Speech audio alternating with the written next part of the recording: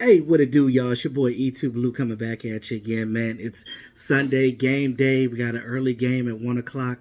I really hate 1 o'clock games for the Dallas Cowboys because I like to see other teams win and lose and see where they're at, and then boom, us be the primetime game. I'm used to seeing that, but I guess that's the one pros of being a Cowboy fan.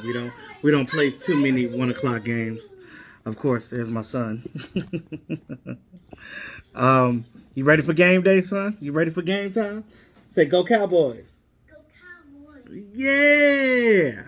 All right. So, I don't know why this thing doesn't stay. But anyway, uh, just some quick things. Just some quick things for the game. We know we're playing against the Commanders. This is the first time the Cowboys are playing the Washington team as the Commanders, and there's Austin. Hey, hey, hey. It's the first time we're playing them as the Commanders. Hold on, Austin. Let me talk. Let Daddy talk. So, it's the first time we're playing as the Commanders, and Carson Wentz going up against Carson Wentz. Now, Carson Wentz's career has not ended up like how he wanted it to end up. Okay, you can't do that. All right. Hold on. I'm trying to do a video. Give me a second, son. His career did not transpire as well as we would have thought it would have been. Because remember back when him and Dak first got drafted in 2016, it was the whole narrative of Carson Wentz being a first-round draft pick and Dak Prescott being a fourth-round draft pick, and saying that, oh, Dak is nowhere near as good as Carson Wentz. And even Philly fans, when he got drafted, there was, oh, Carson Wentz is this and that, and then here you go.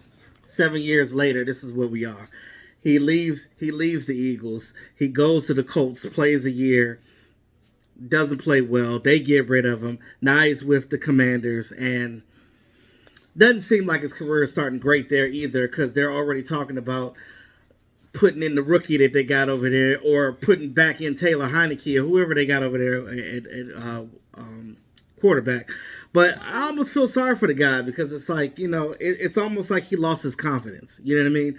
And Washington fans, if you guys are following, let me know what you guys think about that too. I'm not a hater or anything. I literally want to know, like, what happened to Carson Wentz? Like, from the transition of him leaving the Eagles to going to the Colts and coming to Washington, like, did he just lose his confidence? Like, what happened? Because one thing that I can't say good about Carson Wentz is this guy can throw the ball. If you give him the opportunity and the time to do so, he will kill you deep. He will throw that ball deep. He will throw the ball deep.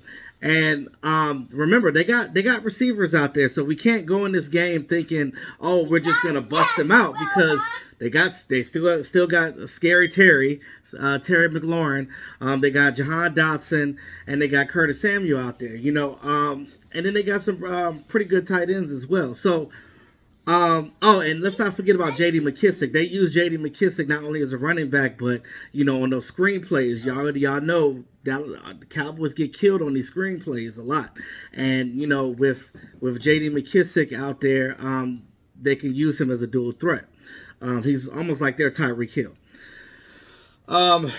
But again, for the Cowboys to win this game, of course, our defense, as I said before.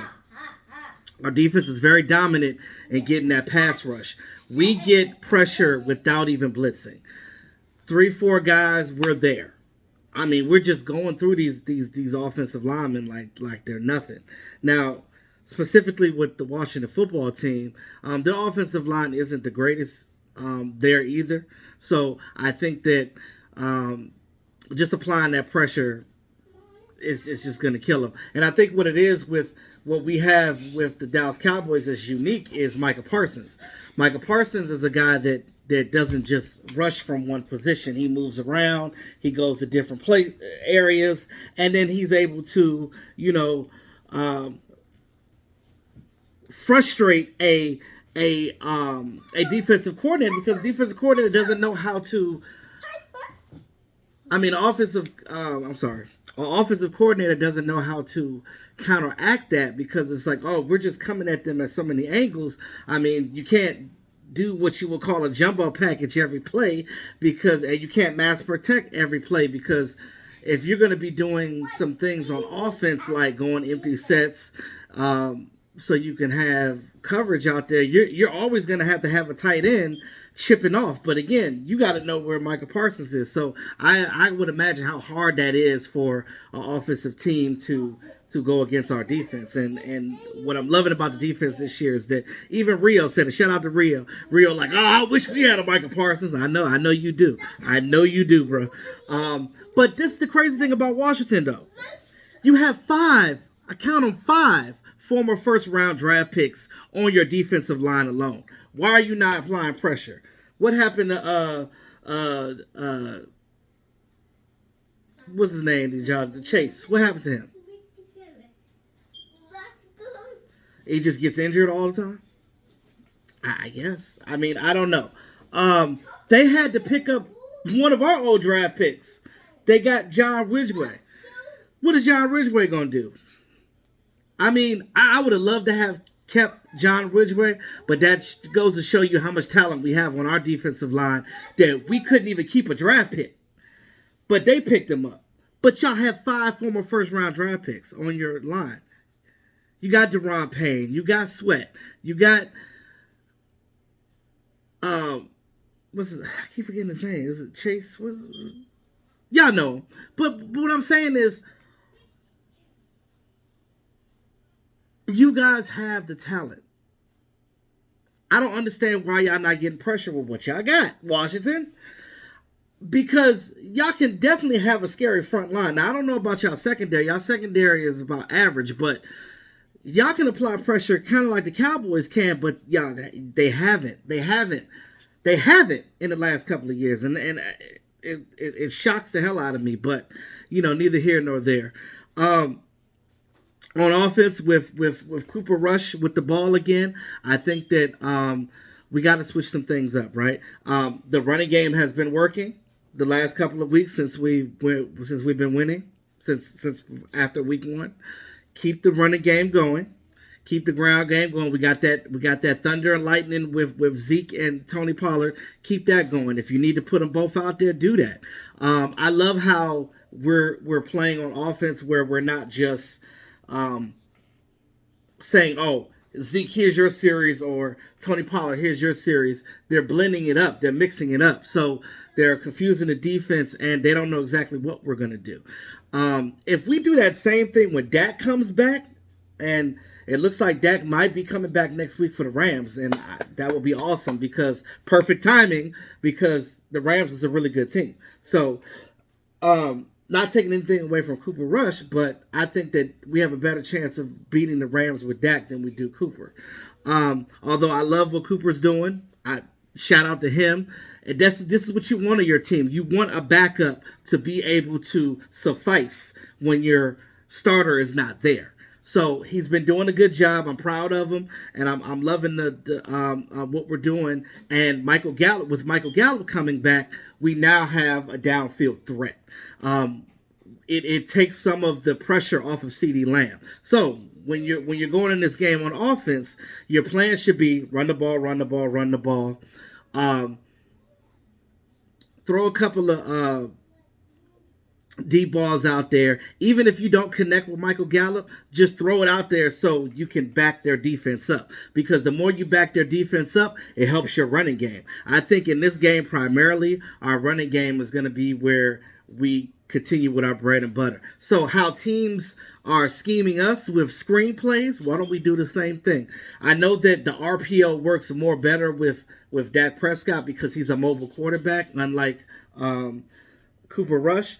I know that Cooper Rush has maybe like a 0.3 second faster throwing speed than Dak does, but it balances out. You see what I mean? Because with Dak out there, there's a threat of the run. With Dak, not just Dak, but the running backs themselves. So that RPO game is huge. So I know that with Cooper in there, we're not doing that as much. But we did a lot of wheel routes in that last game. Continue doing that. Continue doing that. And I think that that would be, one of the things that will help us win this game. Back their defense up, just in case, because remember, this is a division game.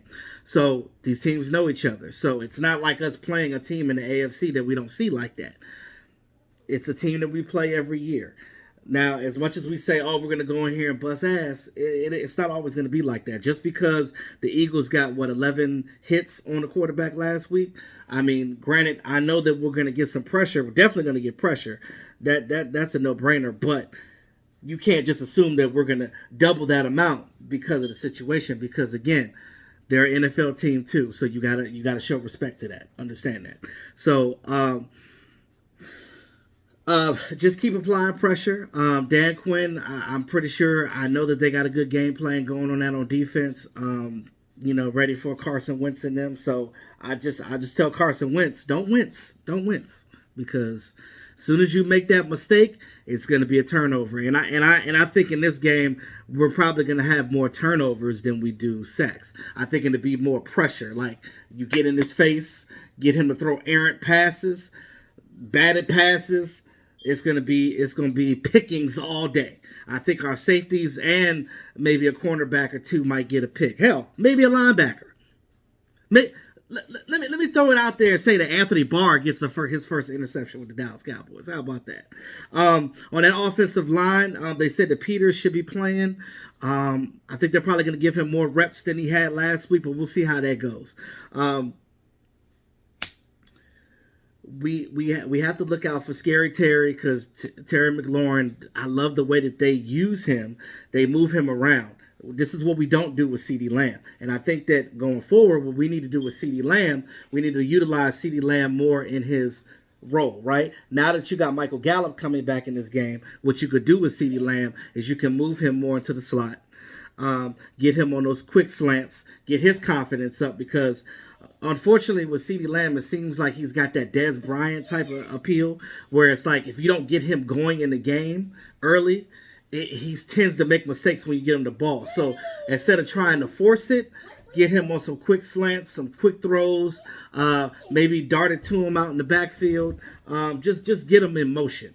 That way, you can open that thing up and throw it deep to Michael Gallup. I know Michael Gallup probably is going to be on some type of pitch count in this game, which would be a smart thing because you don't want to cause a re-injury with that ACL. So